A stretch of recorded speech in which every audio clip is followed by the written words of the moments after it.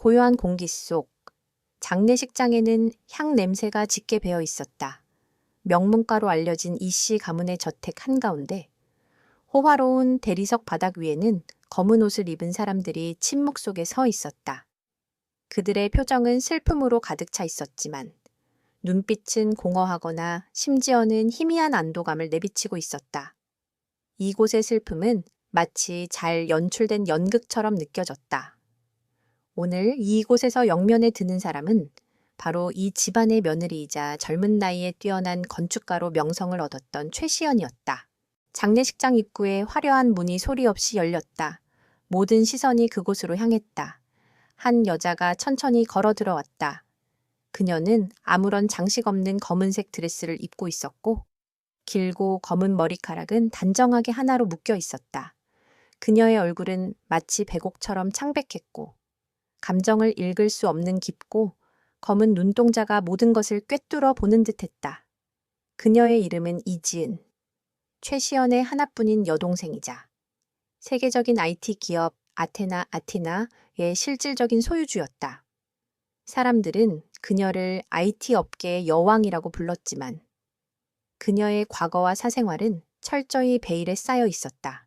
지은은 주변의 시선에 아랑곳하지 않고 곧장 영정 앞으로 걸어갔다. 언니의 영정 속 미소는 평소의 따스함 대신 묘한 쓸쓸함을 머금고 있었다. 지은은 그 미소를 한참 동안 응시했다. 그리고는 미리 준비해온 흰 백합 한 다발을 조심스럽게 영정 옆에 놓았다. 백합의 순수한 하얀색이 장례식장의 엄숙하고 어두운 분위기와 묘한 대비를 이루었다.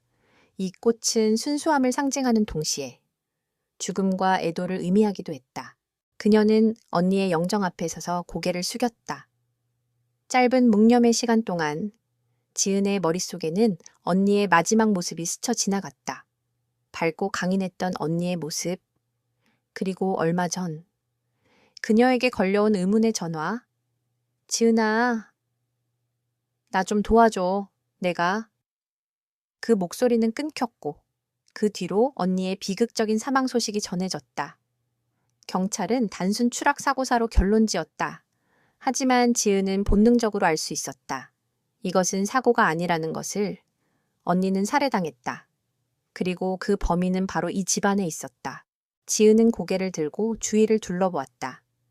먼저 그녀의 눈에 들어온 것은 언니의 남편이자 그녀의 형부였던 이선우였다. 그는 흰 와이셔츠에 검은 넥타이를 메고 있었다. 그의 얼굴은 피곤해 보였지만 눈빛에는 슬픔 대신 초조함이 서려 있었다. 선우는 지은과 눈이 마주치자 애써 미소를 지으려 했지만 그 미소는 어색하게 굳어버렸다. 지은은 그에게 아무 말도 건네지 않았다. 그저 차갑고 날카로운 시선으로 그를 훑어보았다. 선우는 그녀의 시선을 피하며 몸을 살짝 뒤로 물렸다. 다음은 이 집안의 가장이자 이선우의 아버지인 이태준 회장이었다. 그는 이씨 가문의 권력을 상징하는 인물로 강철 같은 의지와 냉혹함을 가졌다. 그는 나이가 들었음에도 불구하고 여전히 위압적인 아우라를 풍겼다. 태준은 지은을 마주보며 공감과 위로의 표정을 지으려 노력했다. 지은 양, 시연이가 이렇게 갑자기 얼마나 마음이 아플까? 우리 가족 모두 너무 힘들다네.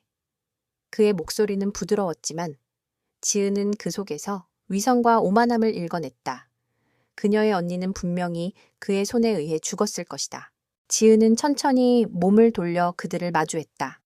그녀의 입술은 굳게 다물려 있었지만 그 침묵은 어떤 거친 말보다도 강력한 위협으로 다가왔다. 저는 아무도 위로할 자격이 없다고 생각합니다. 그녀의 목소리는 낮고 차가웠다. 제 언니는 사고로 죽은 것이 아닙니다.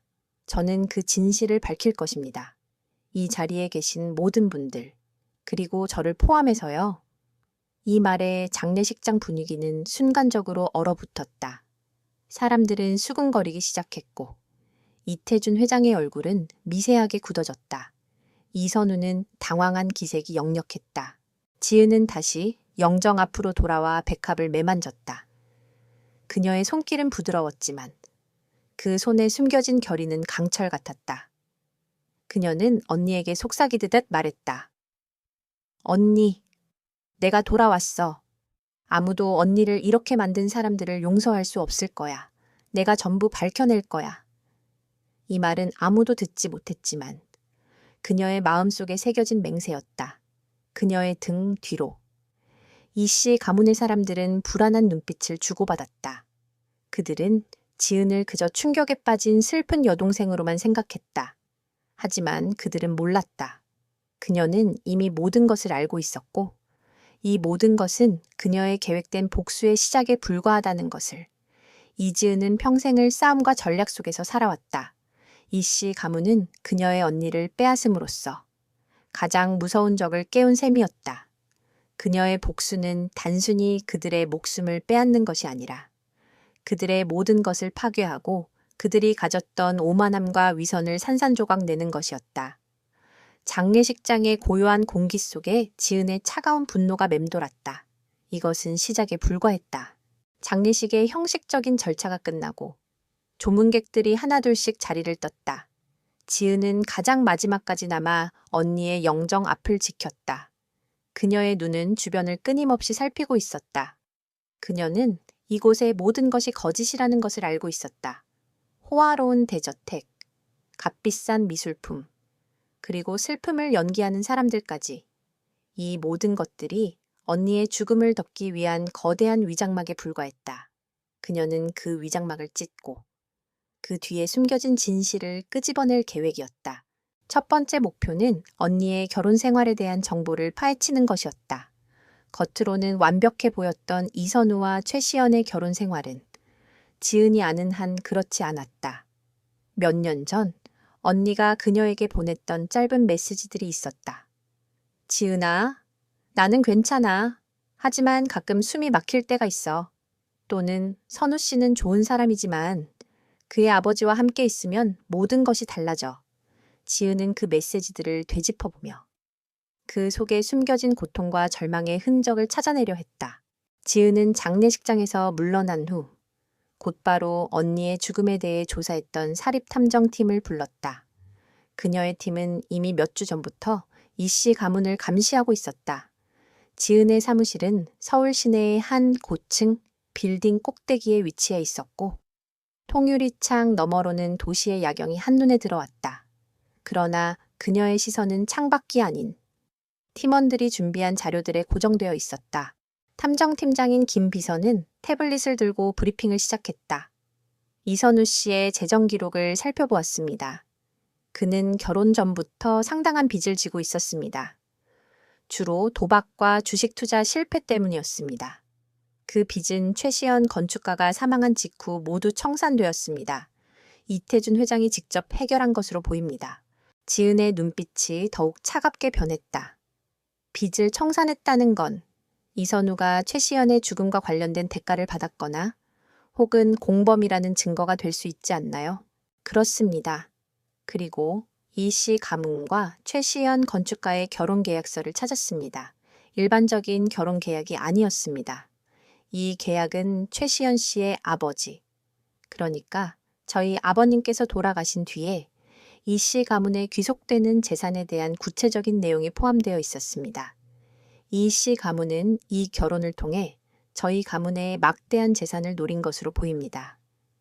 특히 최시연 건축가가 소유하고 있던 한성그룹의 지분과 부동산들이 주요 목표였던 것 같습니다. 지은은 주먹을 꽉 쥐었다. 언니는 단순한 희생양이 아니라 그들의 탐욕을 위한 도구였던 것이다. 그녀는 언니가 결혼 후 이태준 회장의 지시에 따라 몇 가지 건설 프로젝트에 참여했다는 사실을 떠올렸다. 당시 언니는 회장님께서 내가 직접 참여해야 한다고 하셨어. 새로운 도시를 건설하는 멋진 프로젝트라고 하시더라. 라고 말했지만 지은은 이제 그 프로젝트가 단순한 도시 개발이 아니라 이태준의 불법적인 자금 세탁 통로였음을 짐작할 수 있었다. 김 비서는 계속해서 보고했다. 가장 의심스러운 것은 최시연 건축가의 유언장입니다. 사망하기 한 달 전, 그녀는 자신의 모든 재산을 저희 아가씨, 그러니까 이지은 씨에게 상속한다는 내용의 유언장을 변호사를 통해 작성했습니다. 그러나 그녀가 사망한 후 이선우 씨 측이 제시한 유언장은 내용이 완전히 달랐습니다. 그 유언장에는 모든 재산을 이선우 씨와 이 씨 가문에게 남긴다고 되어 있었습니다. 필체 감정을 의뢰한 결과 위조 가능성이 매우 높다는 결론이 나왔습니다. 지은은 자리에서 일어났다. 그녀의 얼굴은 분노로 굳어 있었다. 그들은 언니를 죽이고 유언장까지 위조했어요. 이 정도면 충분한 증거가 될 수 있습니다. 그렇지만 공공연하게 밝히기에는 증거가 미약합니다. 이태준 회장은 법조계와 언론계에 막강한 인맥을 가지고 있습니다. 우리가 섣불리 움직이면 모든 증거가 조작되거나 사라질 수 있습니다. 조심스럽게 접근해야 합니다. 지은은 고개를 끄덕였다. 그녀는 감정에 휩쓸리지 않았다. 복수는 차갑고 계산적이어야 했다.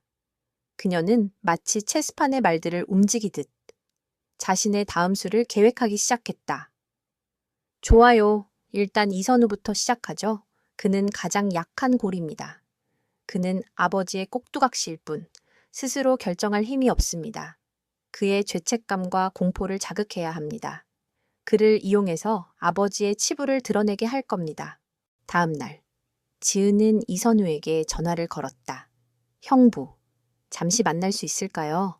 언니가 남긴 물건들 중에서 정리할 게 있어서요. 이선우는 망설였지만 이태준 회장의 지시를 받고 결국 만남에 응했다. 그는 지은이 어떤 의도로 자신을 만나는지 알고 싶어 택했다. 이선우는 지은을 만나는 것을 두려워하면서도 그녀의 막대한 재산과 권력에 대한 막연한 기대감을 버리지 못했다. 두 사람은 한적한 카페에서 만났다. 이선우는 긴장한 기색이 역력했다. 지은아, 갑자기 무슨 일이니 내 마음을 이해해. 나도 시연이의 죽음이 아직도 믿기지 않아. 지은은 그의 말에 아무런 대답도 하지 않았다. 그녀는 커피잔을 들고 천천히 한 모금 마셨다. 그리고는 차가운 눈빛으로 그를 응시했다. 형부, 언니가 살아있을 때 마지막으로 무슨 말을 했는지 기억하세요? 이선우는 당황한 표정을 지었다. 갑자기 그건 왜? 언니는 저에게 전화했었어요. 나 좀 도와줘. 라고. 그리고 그 후로 연락이 끊겼죠. 저는 언니가 무슨 말 때문에 두려워했는지 알고 싶어요. 형부가 말해주면. 어쩌면 제가 형부를 도울 수도 있을지 모르죠. 지은의 말에 이선우의 눈빛이 흔들렸다. 그는 자신이 저지른 일에 대한 죄책감과 동시에 지은의 막대한 재산이 주는 유혹 사이에서 갈등했다. 지은은 그의 그런 심리를 정확히 꿰뚫고 있었다. 형부, 언니가 남긴 유언장? 정말 언니가 쓴 건가요? 이선우는 대답을 피했다. 그건 변호사님께서 모든 절차를 밟으신 겁니다. 내가 알 필요는 없는 일이야. 알 필요가 없는 일이요. 형부는 언니의 남편이었잖아요. 형부는 언니의 죽음과 아무 상관이 없다고 생각하세요, 만약. 이 모든 일이 드러난다면 형부도 무사하지 못할 겁니다. 지은은 그의 눈을 똑바로 보며 말했다. 그녀의 목소리는 조용했지만 그 속에는 강철 같은 의지가 담겨 있었다. 이선우는 식은땀을 흘렸다. 그는 이태준 회장의 꼭두각시로서 살았지만 그의 내면에는 아직 약간의 양심이 남아 있었다. 그리고 그 양심은 지은의 차가운 질문 앞에서 무너져 내리고 있었다. 이지은은 단지 언니의 복수를 하려는 것이 아니었다. 그녀는 이 씨 가문 전체를 무너뜨리기 위해 그들의 가장 약한 부분을 파고들고 있었다. 이선우의 동요는 그녀의 계획이 정확히 맞아떨어지고 있다는 신호였다. 이지은은 이선우의 동요를 확인하고는 미련 없이 자리에서 일어났다. 그녀는 선우에게 명함을 건넸다. 생각이 바뀌시면 연락 주세요. 형부의 침묵은 언니의 죽음을 묵인하는 것과 같습니다. 그녀의 말은 칼날처럼 날카로웠다. 이선우는 명함을 든 채 텅 빈 시선으로 그녀의 뒷모습을 바라보았다. 그의 심장 속에서는 죄책감과 두려움, 그리고 이태준 회장에 대한 복종 사이에 거대한 싸움이 벌어지고 있었다. 지은의 다음 목표는 언니의 마지막 순간에 대해 가장 가까이에서 지켜봤을 사람, 김민호였다. 그는 이 씨 저택의 오랜 경비원이자 시연이 가장 신뢰했던 인물 중 하나였다. 시연이 사망한 후 그는 갑작스럽게 해고되었고 이후 연락이 끊겼다. 지은은 김 비서에게 그를 찾아내라고 지시했다. 몇 시간의 추적 끝에 그들은 그가 서울 외곽의 낡은 아파트 단지에 숨어이 살고 있다는 것을 알아냈다. 지은은 직접 김민호를 찾아갔다. 좁고 허름한 아파트 복도를 걸어가는 그녀의 모습은 늘 화려한 고급 의상에 둘러싸여 있던 그녀의 모습과는 사뭇 달랐다. 낡은 문을 두드리자 한참 뒤에 문이 열렸다.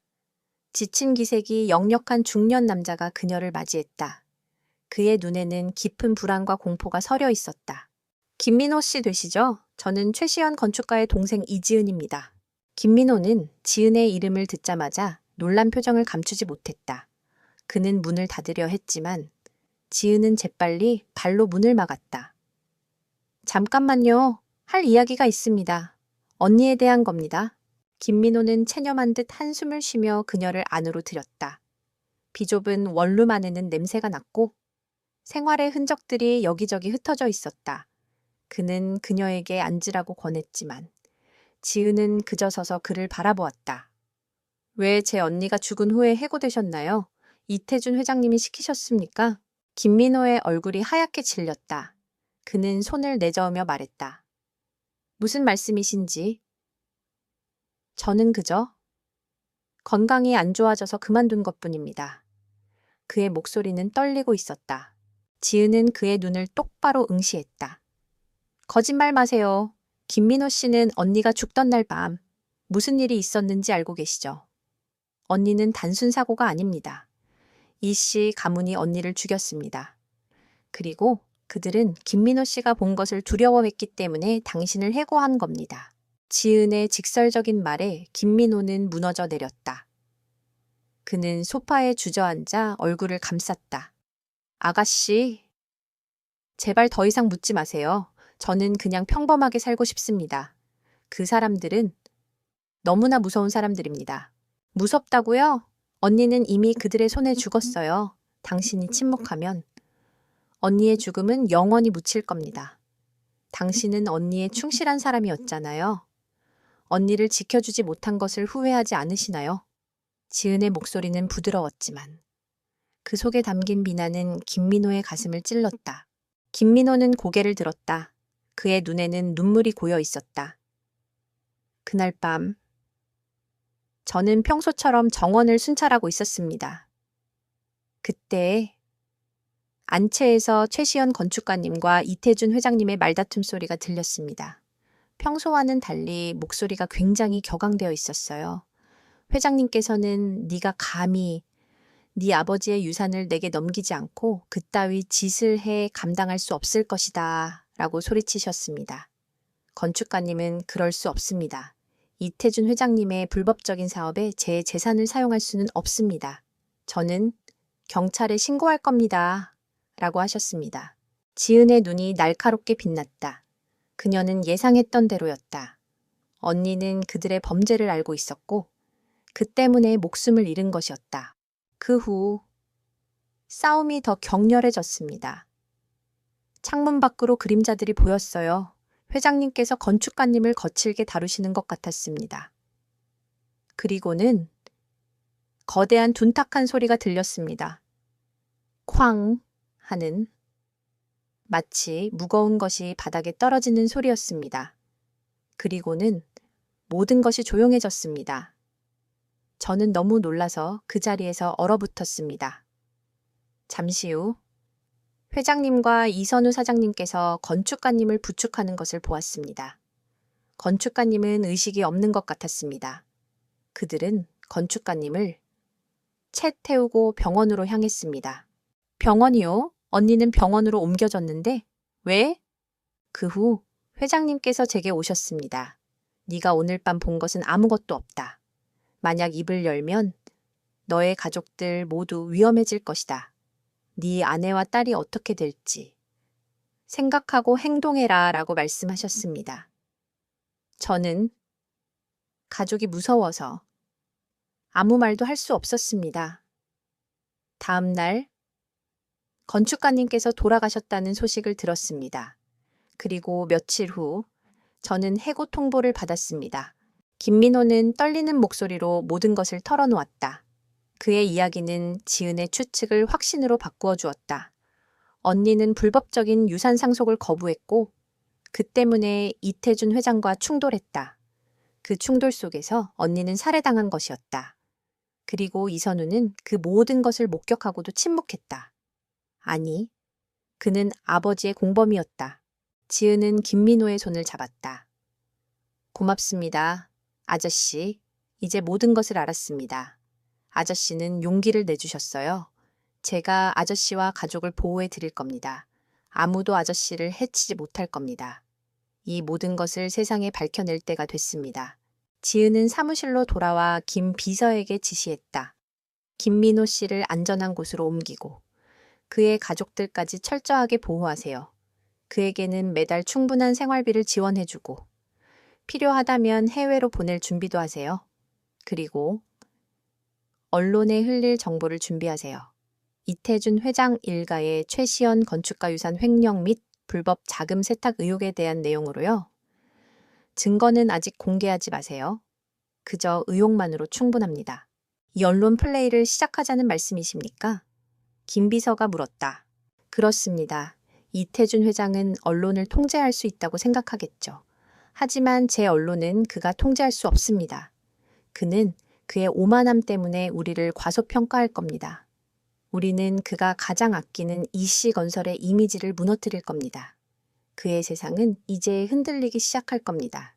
지은은 차가운 미소를 지었다. 김민호의 진술은 단순한 증거가 아니었다. 그것은 이태준의 거대한 제국에 균열을 내는 첫 번째 망치질이었다. 그 균열은 점점 더 커질 것이고 마침내 그의 제국을 산산조각 낼 것이었다. 지은은 이제 본격적으로 게임을 시작할 준비가 되었다. 이지은이 뿌린 미끼는 예상대로 이태준 회장을 움직였다. 서울의 유력 일간지의 이씨건설. 유산 상속을 둘러싼 의혹에 휩싸이다라는 제목의 기사가 터져 나왔다. 기사 내용은 직접적으로 이태준을 비난하지 않았지만 최시연 건축가의 사망 원인에 대한 의문점과 불법 자금 세탁에 대한 모호한 암시를 담고 있었다. 이태준은 자신의 소나귀에 있다고 믿었던 언론이 자신을 공격하자 격노했다. 그는 즉시 언론사 사장들에게 전화를 걸어 압력을 가했지만 지은의 팀은 이미 여러 경로를 통해 기사를 확산시킨 후였다. 이태준 회장은 이 모든 배후에 이지은이 있다는 것을 직감했다. 그는 지은을 호출했다. 이태준의 거대한 집무실은 그의 오만함과 권력을 그대로 드러내고 있었다. 높은 천장과 앤티크 가구들, 그리고 창밖으로 보이는 도시의 정형은 그가 이 세상의 꼭대기에 서 있다는 것을 과시하는 듯했다. 이태준은 지은을 기다리며 그녀를 얕잡아 보았다. 겨우 28살짜리 계집애가 뭘 안다고? 잠깐의 소란에 불과해. 그는 그렇게 생각했다. 지은이 집무실로 들어서자 이태준은 그녀에게 의자에 앉으라고 권했다. 지은 양, 오랜만이구나. 너의 행동에 대해 들었다. 언론에 이상한 소문을 흘리고 다니는 모양인데 시연이의 죽음으로 인한 슬픔은 이해하지만 이런 식으로 일을 처리하는 건 옳지 않네. 그의 목소리는 겉으로는 부드러웠지만 그 속에는 경고와 위협이 숨어 있었다. 지은은 그의 말에 아무런 대꾸도 하지 않고 조용히 그의 맞은편 의자에 앉았다. 그녀의 눈은 이태준의 모든 움직임을 주시하고 있었다. 저는 그저 진실을 밝히고 싶을 뿐입니다. 회장님, 언니의 죽음은 단순 사고가 아니라는 것을 알고 있습니다. 제가 틀렸습니까? 이태준은 차갑게 웃었다. 이 젊은 친구가 겁도 없이 진실 세상에는 드러내야 할 진실이 있고 묻어야 할 진실이 있는 법이다. 시연이의 죽음은 사고로 이미 종결되었어. 더 이상 문제를 일으키지 않는 게 좋을 거야. 너의 미래를 위해서 말이지. 제 미래에 대해 걱정해 주셔서 감사합니다. 하지만 저는 제 미래보다 언니의 명예와 공의를 찾는 것이 더 중요합니다. 지은의 목소리는 흔들림이 없었다. 그녀는 이미 이태준의 수를 모두 읽고 있었다. 이태준은 자리에서 일어났다. 그는 집무실 창가로 걸어가 도시를 내려다보았다. 이지은, 너의 아테나라는 회사가 세계적인 기업인 건 알겠다. 하지만 이씨 건설은 단순한 회사가 아니야. 이 도시에 있는 모든 건물 중 절반 이상은 이씨 건설이 지은 것이다. 너의 돈으로 이 거대한 제국을 무너뜨릴 수 있을 거라고 생각하나 어리석은 생각이야. 돈으로는 무너뜨릴 수 없겠죠. 하지만 진실이라면 다를 겁니다. 지은은 여전히 평온한 표정이었다. 그때 이태준의 전화가 울렸다. 그는 전화를 받으며 표정이 굳어졌다.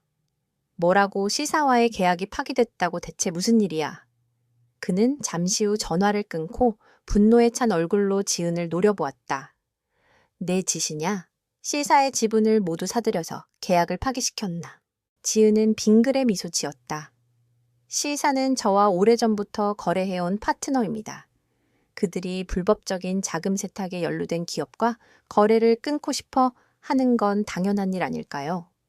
이 C건설은 더 이상 깨끗한 이미지를 유지하기 힘들 겁니다. 이태준은 이를 갈았다. 네가 가진 돈으로 모든 것을 막을 수 있을 거라 생각하나 내게도 막강한 힘이 있다는 것을 잊지 마라. 물론이죠.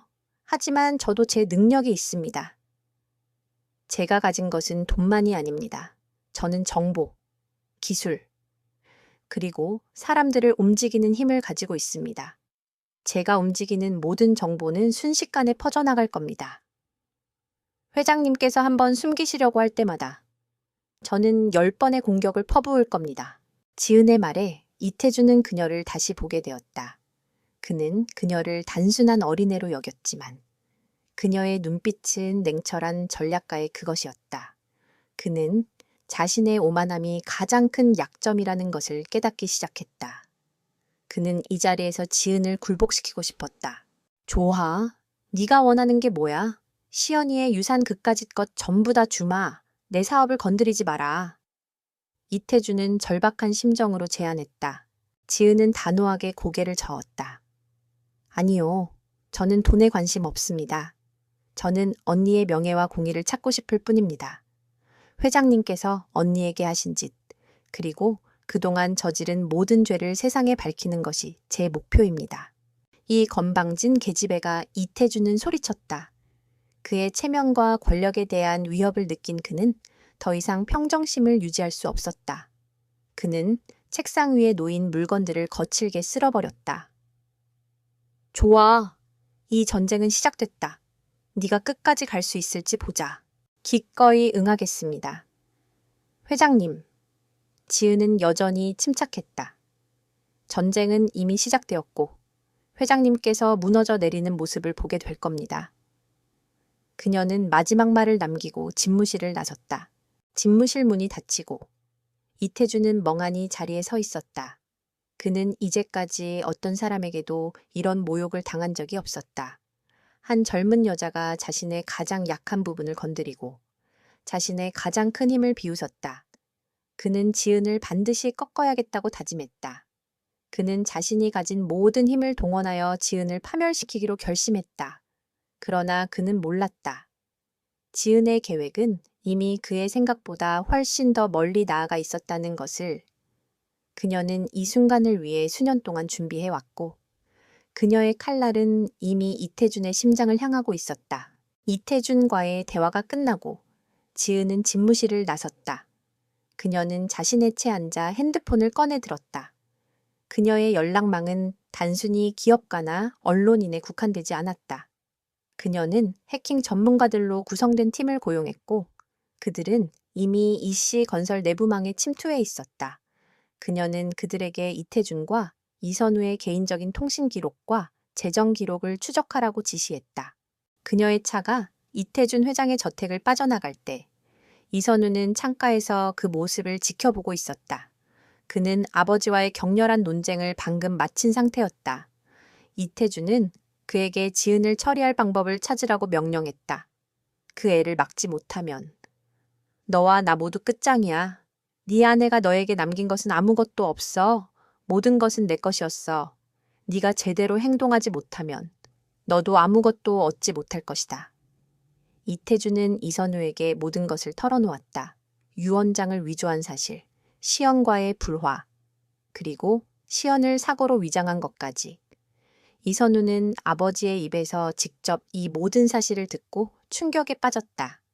그는 아내의 죽음이 단순한 사고가 아님을 막연히 짐작했지만 이렇게까지 노골적인 진실을 마주하니 혼란스러웠다. 이선우는 지은과의 만남을 떠올렸다. 그녀의 차가운 눈빛과 질문들. 형부의 침묵은 언니의 죽음을 묵인하는 것과 같습니다. 그 말은 그의 머릿속을 맴돌았다. 그는 자신이 이태준 회장의 죄의 공범이라는 사실을 깨달았다.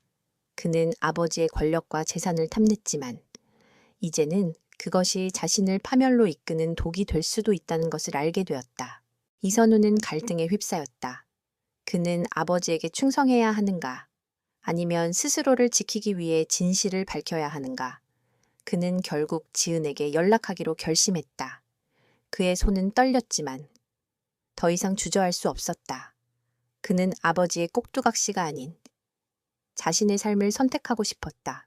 지은은 이선우의 전화를 받고 예상했다는 듯 미소 지었다. 형부, 생각 바뀌셨나 보네요. 어디서 만날까요? 아무도 모르는 곳에서. 제발, 아무도 모르는 곳에서 만나주세요. 이선우는 다급하게 말했다. 그는 자신이 아버지의 감시를 받고 있다는 것을 알고 있었다. 두 사람은 서울 도심의 한적한 강변 카페에서 만났다. 이선우는 검은 모자를 눌러쓰고 마스크를 썼지만 그의 불안한 눈빛은 감출 수 없었다. 지은아, 내가 말하마. 전부 다 말할게. 하지만 나도 살아야 해. 나를 도와줘. 지은은 그의 눈을 똑바로 보며 말했다.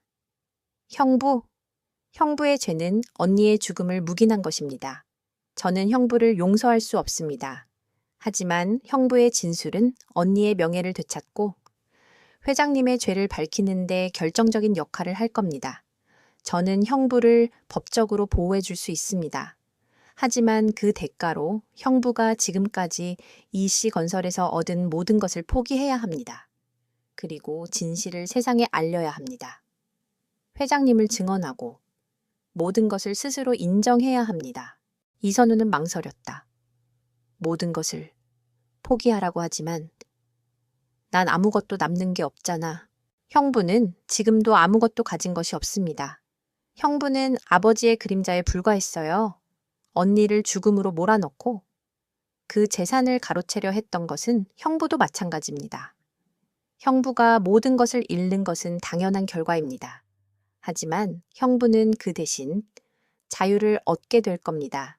죄책감에서 해방되고 다시 새로운 삶을 시작할 수 있는 기회를요. 지은의 말은 이선우의 가슴을 찔렀다. 그는 아내의 죽음 이후 밤마다 악몽에 시달려왔다. 아버지의 그늘 아래서의 삶은 더 이상 의미가 없었다.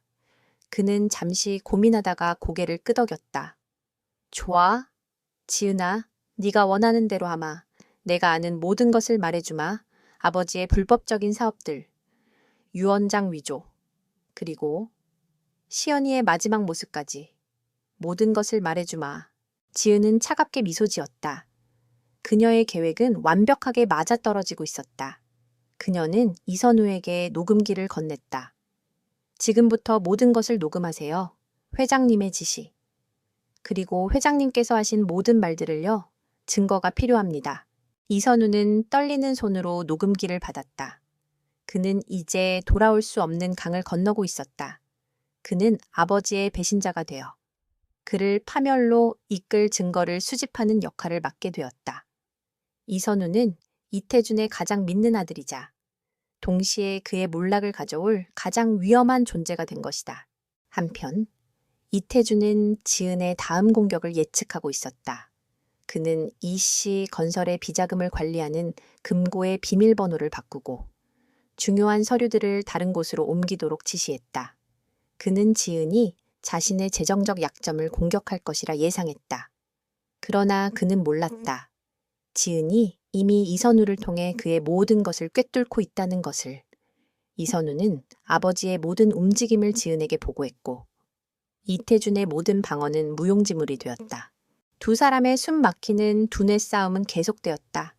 이태준은 자신이 유리한 위치에 있다고 생각했지만 실제로는 이미 지은의 거미줄에 걸려들고 있었다. 이선우의 배신은 그 거미줄을 완성하는 마지막 실타래였다. 이선우는 비록 자신의 아내를 지키지 못했지만 이제는 그녀의 명예를 회복하는 데 중요한 역할을 하게 될 것이었다. 이것은 그에게 마지막 속죄의 기회였다. 이선우는 지은에게 받은 녹음기를 주머니에 숨긴 채 이태준 회장의 집무실로 들어섰다. 그는 겉으로는 평소와 다름없는 아들처럼 행동했지만 그의 내면은 폭풍처럼 요동치고 있었다. 그는 아버지의 일거수일투족을 관찰하며 아버지의 입에서 나오는 모든 말들을 녹음해야 했다. 이것은 아버지에 대한 배신이었지만 동시에 그가 숨겨온 죄책감에서 벗어날 수 있는 유일한 탈출구였다. 아버지, 이지은 그 애 보통 내기가 아닙니다. 언론 플레이를 막으려 해도 계속 다른 루트로 기사를 퍼뜨리고 있습니다. 저희 이미지에 큰 타격을 입고 있습니다.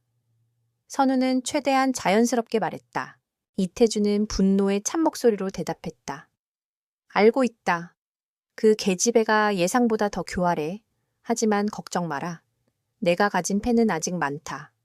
우리는 언론을 돈으로 움직일 수 없지만 여론을 조작할 수는 있다.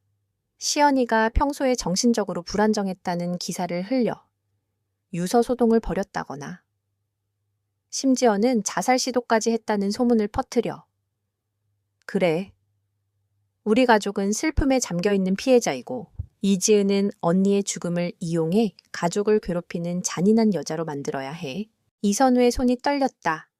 아버지의 그 말은 그의 죄책감을 더욱 깊게 찌르는 칼과 같았다. 그는 아내를 2번 죽이는 것이나 다름없었다. 하지만 그는 침착함을 유지하려 애썼다. 알겠습니다. 아버지. 제가 처리하겠습니다. 하지만 이 모든 것이 만약 밝혀지면 어떻게 되는 겁니까?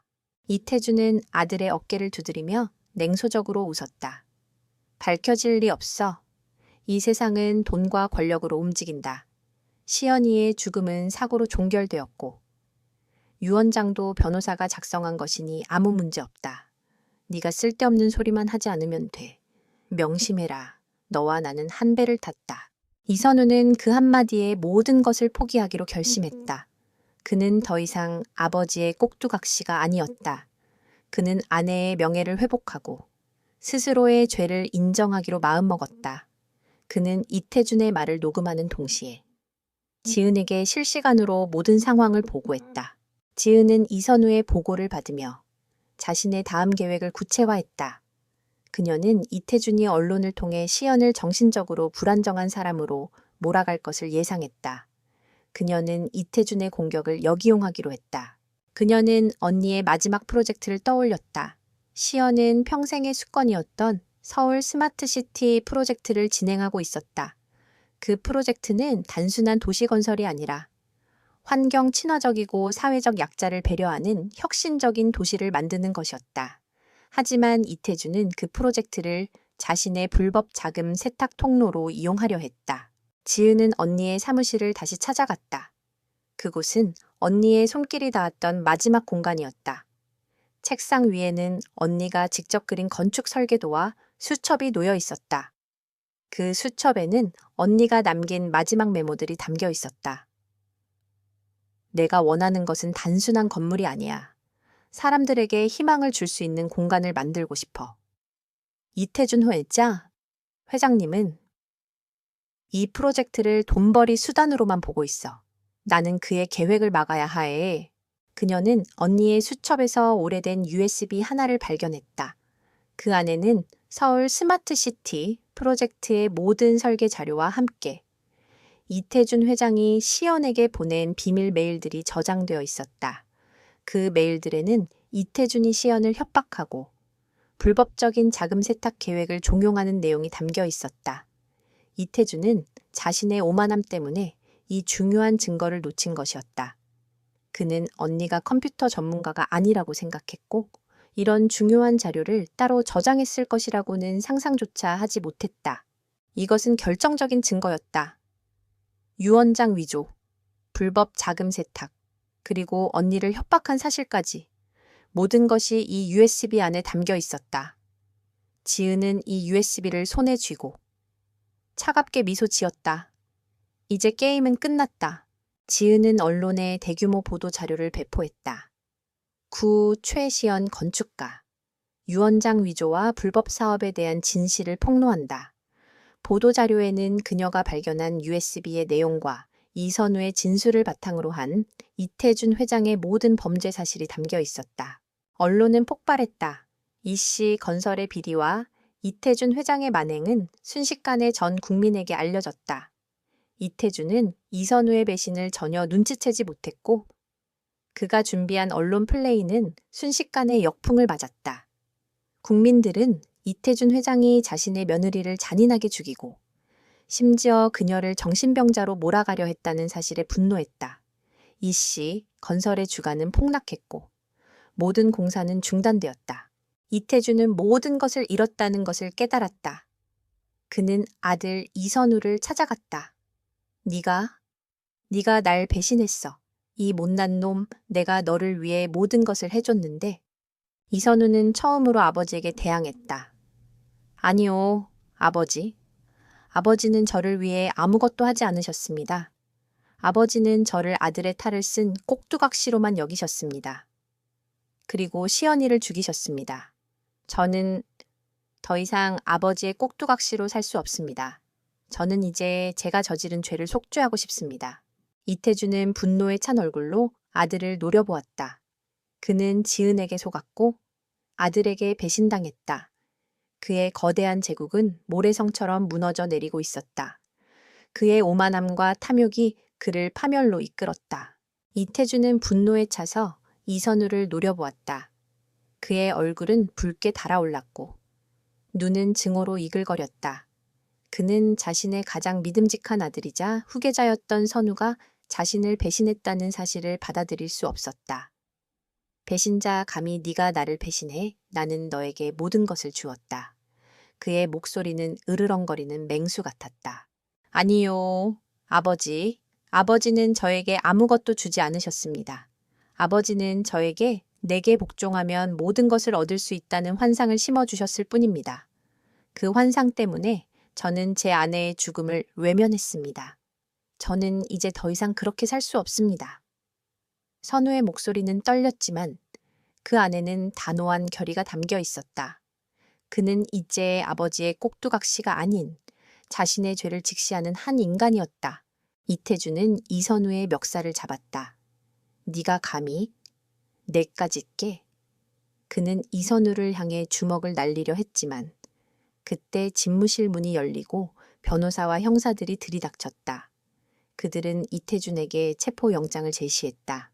이태준 회장님, 횡령, 배임, 그리고 살인교사 혐의로 체포합니다. 이태준의 얼굴은 공포와 경악으로 물들었다. 그는 자신이 무너져 내리고 있다는 것을 깨달았다. 그는 힘없이 무릎을 꿇었다. 그의 머릿속에는 오직 한 사람, 이지은의 얼굴만이 떠올랐다. 그녀는 아무런 무기도 없이 오직 지능과 용기만으로 그를 무너뜨렸다. 그는 자신의 오만함이 얼마나 어리석었는지 비로소 깨달았다. 그는 권력과 재산만 있으면 모든 것을 통제할 수 있다고 생각했지만 지은은 그 모든 것을 한순간에 무너뜨렸다. 그의 제국은 순식간에 붕괴되었다. 검찰의 수사가 시작되자 이씨 건설의 비리들이 하나씩 밝혀졌다. 수많은 하청업체들이 부당한 대우를 받았고 건설 자재를 빼돌려 불법 자금을 조성했으며 심지어 정부 관계자들에게 뇌물을 제공한 사실도 드러났다. 이 모든 것들은 이태준 회장의 지시에 의해 이루어진 것이었다. 지은은 자신의 사무실에서 이 모든 상황을 지켜보고 있었다. 그녀의 눈에는 복수에 성공했다는 만족감 대신 씁쓸함이 감돌았다. 그녀는 언니의 죽음을 헛되이 하지 않았다. 언니의 명예를 회복하고 악을 심판했다. 하지만 그녀의 마음은 여전히 공허했다. 언니를 다시 만날 수 없다는 사실은 변하지 않았다. 이선우는 검찰에 자수하고 모든 것을 증언했다. 그는 아내의 유언장을 위조한 것과 아버지의 범죄를 방조한 것에 대해 솔직하게 고백했다. 그는 이제 모든 것을 잃었다. 아버지의 권력도, 아내의 유산도, 그리고 사회적인 명예도. 그는 평생을 아버지의 그늘 아래서 살았던 자신을 후회했다. 하지만 그는 이제라도 진실을 밝히고 죄를 뉘우치기로 결심했다. 지은은 이선우가 구치소에 있다는 소식을 듣고 그를 찾아갔다. 유리창 너머로 마주한 이선우는 초췌해 보였다. 그는 지은에게 고개를 숙였다. 지은아, 내가 잘못했어. 나는 시연이를 지키지 못했어. 내가 너무 어리석었어. 용서해달라는 말은 하지 않을게. 그냥 너무 미안하다. 지은은 그의 눈을 보았다. 그녀는 그에게서 진심을 느꼈다. 그는 더 이상 이태준의 꼭두각시가 아니었다. 그는 이제 자신의 죄를 짊어지고 살아갈 한 남자였다. 형부, 저는 형부를 용서할 수 없습니다. 하지만 형부의 진실된 증언은 언니의 명예를 회복하는 데 큰 도움이 될 겁니다. 그리고 언니도 형부가 진심으로 뉘우치고 있다는 것을 알 겁니다. 이것이 형부가 언니에게 줄 수 있는 마지막 선물입니다. 지은의 말에 이선우는 눈물을 흘렸다. 그는 이제라도 자신의 죄를 뉘우칠 수 있다는 사실에 감사했다. 그는 자신의 남은 삶을 죄를 속죄하며 살아가겠다고 다짐했다. 언론은 이태준 회장의 몰락을 대대적으로 보도했다. 한때 서울을 움직이던 거대한 제국은 한 젊은 여자의 복수극에 의해 무너져 내렸다. 지은은 이 모든 것을 성공적으로 이끌었지만 그녀의 마음속은 여전히 평화롭지 않았다. 그녀는 언니의 마지막 모습을 떠올렸다. 밝고 따뜻했던 언니의 미소. 그녀는 언니에게 진정한 평화가 찾아오기를 기도했다. 밤하늘의 별들이 반짝였다. 지은은 언니의 무덤을 찾아갔다. 언니, 이제야 모든 것이 끝났어. 언니를 아프게 했던 모든 사람들은 그들의 죄를 짊어지게 될 거야. 나는 이제 언니가 평화롭게 쉴 수 있기를 바라. 그녀는 언니의 무덤 앞에 앉아 한참 동안 침묵했다. 그녀의 눈에서는 뜨거운 눈물이 흘러내렸다. 그 눈물은 복수의 끝에서 흘러나오는 후련함이 아닌 언니를 향한 그리움과 슬픔이었다. 그녀는 언니의 죽음을 복수하는 데 성공했지만 언니를 잃은 상실감은 여전했다. 하지만 그녀는 알고 있었다. 이 슬픔과 그리움이 그녀를 앞으로 나아가게 할 힘이 될 것이라는 것을. 그녀는 이제 새로운 삶을 시작해야 했다. 언니를 기리는 삶. 그리고 더 이상 이 세상에 불의가 존재하지 않도록 싸우는 삶을. 이태준 회장의 몰락은 서울 전역에 충격을 안겼다. 그의 이름은 더 이상 권력과 성공의 상징이 아닌 오만과 탐욕의 대명사가 되었다. 언론은 연일 그의 비리와 추악한 범죄들을 보도했다. 이씨건설은 순식간에 파산 절차를 밟게 되었고 수많은 협력사들이 연쇄 도산 위기에 놓였다. 지은은 이 모든 파급 효과를 예상했지만 그녀의 목표는 오직 정의를 실현하는 것뿐이었다. 그러나 이태준은 쉽게 무너지지 않았다. 그는 감옥 안에서 마지막 발버둥을 치고 있었다. 그는 자신의 변호사를 통해 지은의 약점을 찾도록 지시했다. 그 계집애의 모든 것을 파헤쳐 과거, 가족, 회사, 약점이 될 만한 것이라면 뭐든지 찾아내. 이태준은 지은이 가진 권력과 영향력을 무시하고 그녀를 한낱 개인적인 복수심에 사로잡힌 여자로만 평가했다. 그는 자신이 가진 모든 것을 잃었음에도 불구하고 여전히 자신의 오만함을 버리지 못했다. 이태준의 변호사는 지은의 과거를 파헤치기 시작했다. 그들은 지은이 어렸을 때 입양되어 최시연의 가족이 되었다는 사실을 알아냈다. 지은은 어릴 적 부모를 잃고 고아원에서 자라다가 최시연의 부모에게 입양되었다. 최시연은 항상 지은을 친동생처럼 아껴주었고 두 사람의 자매애는 세상 그 어떤 것보다 깊었다. 이태준은 이 사실을 이용해 지은을 공격하기로 결심했다. 며칠 후 한 인터넷 매체에 지은의 과거에 대한 기사가 올라왔다. 억만장자 이지은. 숨겨진 과거는 고아 출신 최시연의 유산을 노린 거짓된 복수극 의혹. 기사 내용은 지은이 사실은 최시연의 재산을 노리고 위장된 복수극을 벌였다는 추측을 담고 있었다. 기사는 곧바로 소셜미디어를 통해 퍼져나갔고 사람들은 지은에게 의심의 눈초리를 보내기 시작했다. 그 여자가 언니의 죽음을 이용했나 봐. 역시 세상에 믿을 사람 하나 없어. 그래도 이태준 회장이 잘못한 건 맞잖아. 하지만 이지은도 순수하게 복수한 게 아니라면 그 복수도 의미 없는 거 아냐. 여론은 빠르게 변하기 시작했다. 한때 영웅으로 추앙받던 지은은 한순간에 욕심 많은 악녀로 전락했다.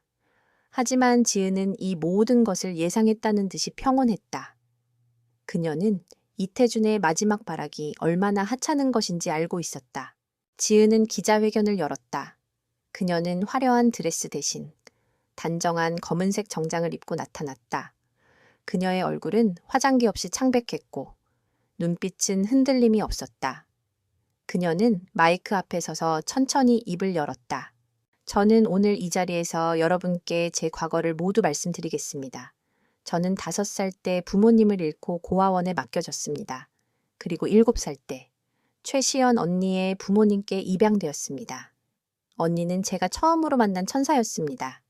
언니는 제가 가진 상처와 아픔을 모두 이해해주고 저에게 사랑과 따뜻함을 가르쳐 주었습니다.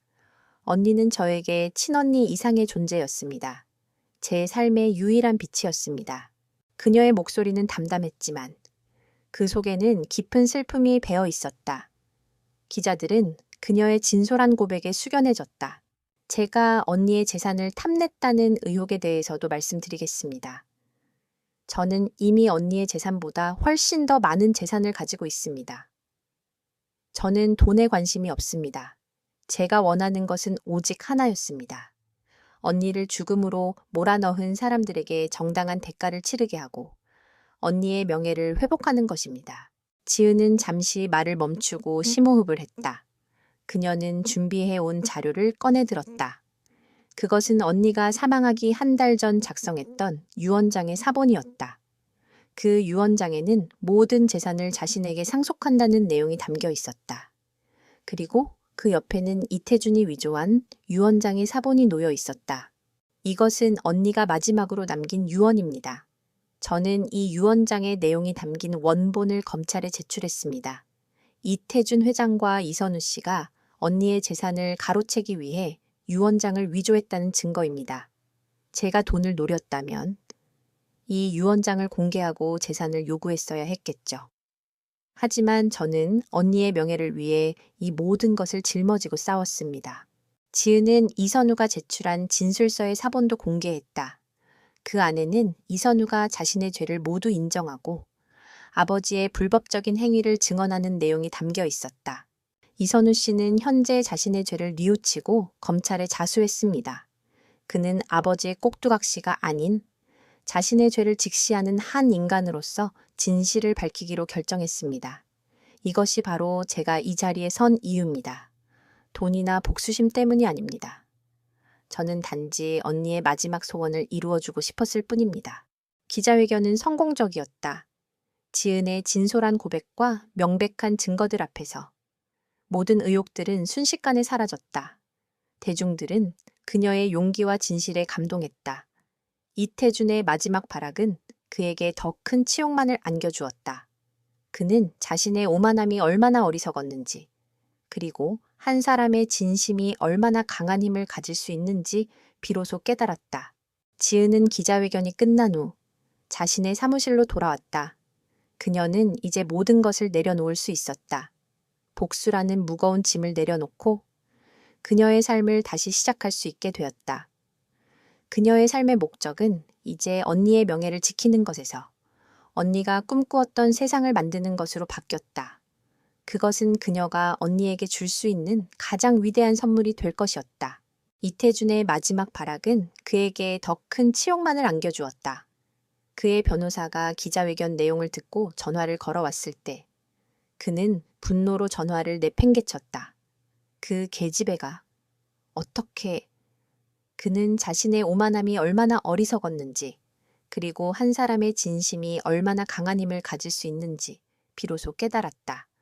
검찰은 지은의 진술과 증거들을 토대로 이태준에 대한 추가 수사를 진행했고 그의 죄는 점점 더 명백해졌다. 모든 것이 끝난 후 지은은 다시 한번 언니의 무덤을 찾았다. 서울 외곽의 조용한 언덕 위에 자리 잡은 언니의 묘비에는 따뜻한 햇살이 비추고 있었다. 지은은 무덤 앞에 앉아 언니에게 속삭이듯 말했다. 언니, 이제야 모든 것이 끝났어. 언니를 아프게 했던 모든 사람들은 그들의 죄를 짊어지게 될 거야. 나는 이제 언니가 평화롭게 쉴 수 있기를 바라. 지은은 복수라는 무거운 짐을 내려놓았다. 그녀의 삶의 목적은 이제 언니의 명예를 지키는 것에서 언니가 꿈꾸었던 세상을 만드는 것으로 바뀌었다. 언니의 마지막 프로젝트였던 서울 스마트 시티는 이제 이태준의 비리 사업이 아닌 진정한 의미의 사람을 위한 도시로 재탄생할 것이었다. 지은은 자신의 모든 자본과 기술력을 동원해 그 프로젝트를 이어받기로 결심했다. 그녀는 언니의 수첩에 적혀 있던 메모들을 다시 읽어보았다.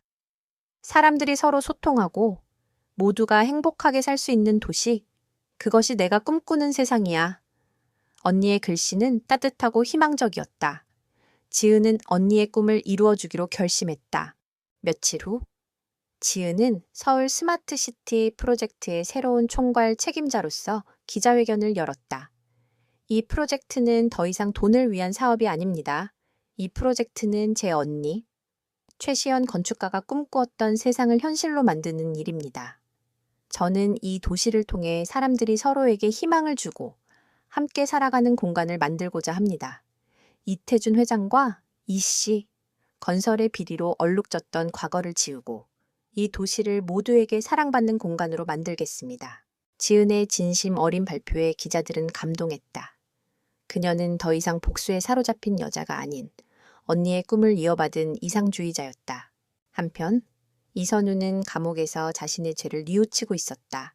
그는 재판을 앞두고 있었지만 그는 더 이상 자신을 변호할 마음이 없었다.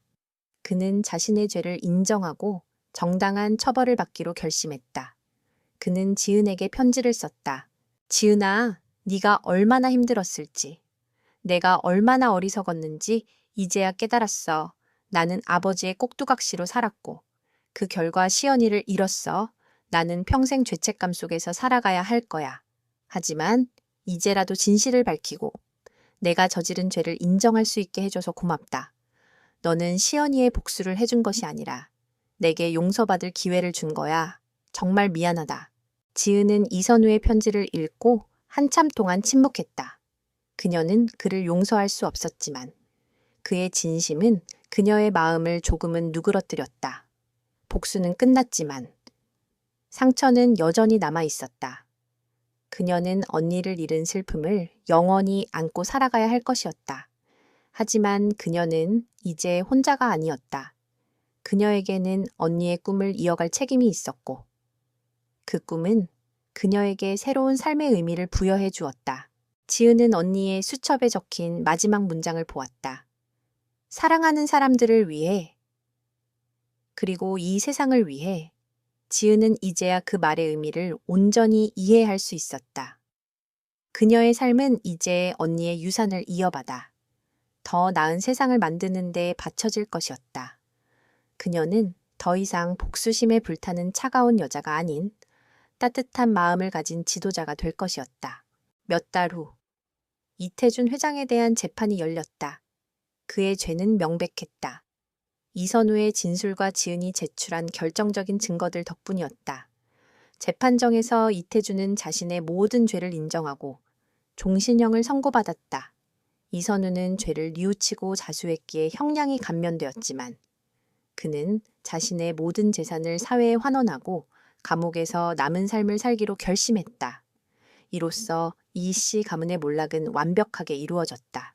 지은은 재판이 끝난 후 다시 한번 언니의 무덤을 찾아갔다. 그녀는 무덤 앞에 꽃다발을 놓았다. 언니, 이제 모든 것이 끝났어.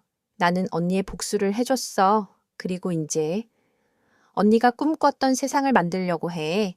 언니가 남긴 유산, 그리고 언니가 남긴 꿈을 이어받아 더 나은 세상을 만들 거야. 그녀의 목소리는 차분했지만 그 안에는 깊은 결의가 담겨 있었다. 지은은 서울 스마트시티 프로젝트를 본격적으로 시작했다. 그녀는 언니가 남긴 설계도를 바탕으로 친환경적이고 사회적 약자를 배려하는 도시를 건설했다. 그녀는 이태준처럼 돈을 벌기 위해 도시를 건설하는 것이 아니라 사람들을 위해 도시를 건설했다.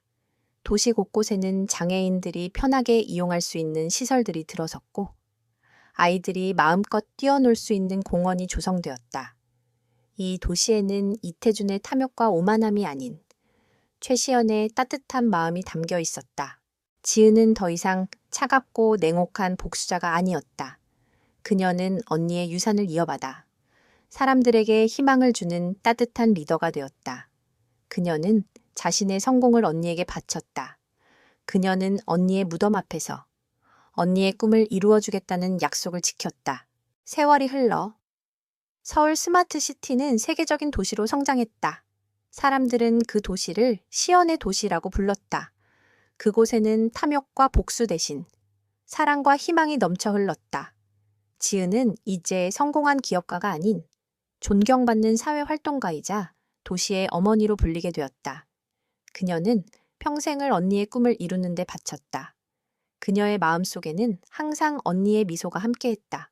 그리고 어느 날 지은은 한적한 카페에서 이선우를 만났다. 그는 이미 형기를 마치고 출소한 상태였다. 그는 모든 것을 잃었지만 그의 얼굴에는 평온함이 서려 있었다. 지은아, 그동안 고마웠어. 너는 내게 다시 시작할 수 있는 기회를 줬어. 지은은 그에게 아무 말도 하지 않았다. 그녀는 그를 완전히 용서하지는 못했지만 그의 진심은 받아들였다. 형부, 이제 언니를 위해 당신의 삶을 사세요. 그것이 언니에게 당신이 줄 수 있는 마지막 위로가 될 겁니다. 이선우는 고개를 끄덕였다. 그는 이제 자신의 삶을 살기로 결심했다. 그는 자원봉사 활동을 하며 자신의 죄를 속죄하며 살아가기로 했다. 지은은 언니의 무덤을 찾아가 다시 한번 꽃을 놓았다. 언니, 이제 내가 해야 할 일은 모두 끝났어. 이제 언니는 평안히 잠들 수 있을 거야. 그리고 나는 언니가 꿈꾸었던 세상을 계속 만들어 나갈 거야. 그녀는 언니의 무덤 앞에서 눈을 감았다. 따뜻한 바람이 불어와 그녀의 머리카락을 흩날렸다. 그녀의 마음은 이제 평화로웠다. 복수의 끝에서 그녀가 얻은 것은 정의의 실현과 함께 언니가 남긴 사랑과 희망이었다. 그녀는 그 사랑과 희망을 가지고 앞으로도 계속해서 더 나은 세상을 만들어 나갈 것이다. 그녀의 삶은 언니의 꿈을 이어가는 아름다운 여정이었다.